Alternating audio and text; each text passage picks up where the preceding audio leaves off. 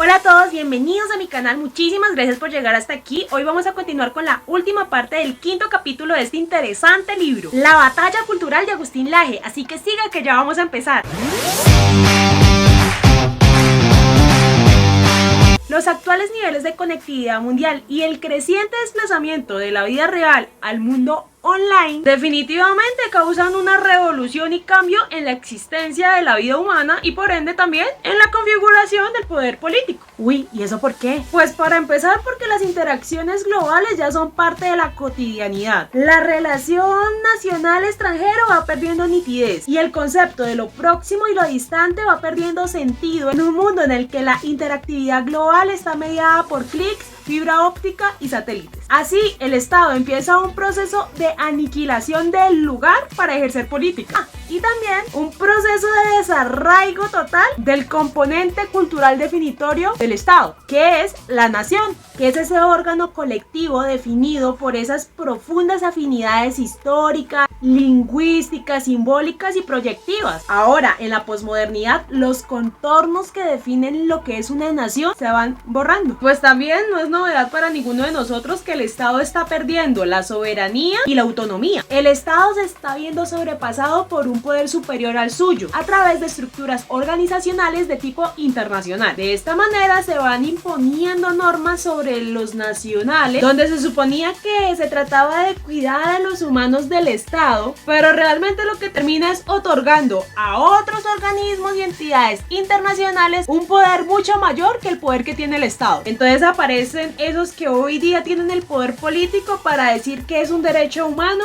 o que no lo es. En 1947, cerca de 150 intelectuales de diferentes países fueron convocados para discutir las bases de la Declaración de los Derechos Humanos Universales. ¿Cuál fue el resultado? Pues un fracaso total. Tan así que la Comisión de los Derechos Humanos de la ONU evitó publicar los resultados de dicha convocatoria. Uy, ¿y eso por qué? Porque en vez de encontrar aspectos en común que hiciesen pertenecer a todos los países a un mismo conjunto, lo que se halló fue la diferencia por doquier. Entonces se hicieron los derechos internacionales pero sin bases en común. Los derechos universales deben tener fundamentos universales, por lo tanto, dicho fundamento debe encontrarse en la misma naturaleza humana. Pero lamentablemente para la cultura postmoderna no existe nada que pueda ser llamado naturaleza humana. Hoy en día los derechos humanos internacionales no son más que una lucha por definir los contenidos de dichos derechos humanos internacionales. Y eso lo vimos clarito el 9 de enero de 2018 con la Corte Interamericana de los Derechos Humanos, que emitió una respuesta a una consulta que le había hecho Costa Rica referente a los llamados derechos LGBT. La respuesta que la Corte Interamericana de los Derechos Humanos dio interpretaba que la Convención Americana de los Derechos Humanos protegía derechos como los inherentes al matrimonio homosexual, la adopción homoparental y la identidad de género. Desde luego que estos derechos no existen en la mencionada convención, pero a la Corte le pareció que esa era la interpretación precisa y se excusó diciendo que los tratados de derechos humanos son instrumentos vivos cuya interpretación debe ir acompañada por la evolución de los tiempos. En otras palabras, la interpretación de los derechos humanos está condicionada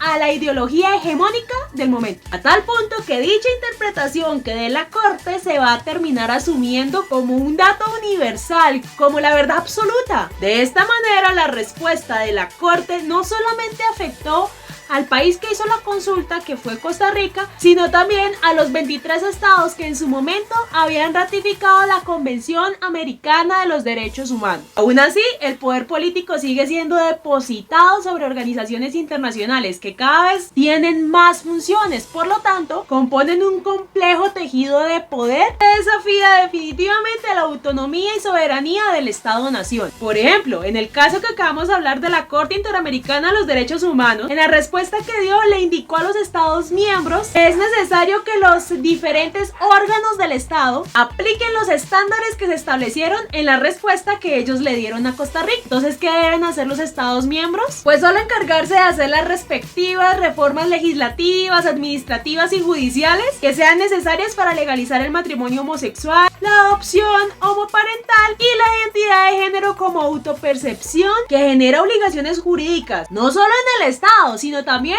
en la sociedad en conjunto. ¿Se da cuenta cómo la soberanía de los Estados-nación tambalea cada vez más? Entonces la realidad que vivimos hoy ya no depende solamente de las decisiones políticas que tome el Estado, sino también las decisiones que toman los organismos internacionales. Así que el poder no se divide, se multiplica y los ciudadanos quedamos aplastados por ese doble poder. Uy, ¿y eso por qué? Porque las decisiones de las organizaciones internacionales no se someten a votación, se imponen. Aquí lo vemos perfectamente en el ejemplo que nos dio Agustín acerca de la Corte, porque recordemos que la Corte Interamericana de los Derechos Humanos está integrada solamente por 7 jueces y fueron solo estos 7 jueces los que tuvieron la facultad de decirle a 23 estados y a los varios millones de ciudadanos que representan esos 23 estados qué debían hacer en su ordenamiento interno. Y lamentablemente la legitimidad de las organizaciones internacionales no descansa en ningún mecanismo democrático, sino solamente en la condición de expertos de quienes las integran. Entonces en las organizaciones internacionales se pueden ver expertos de todo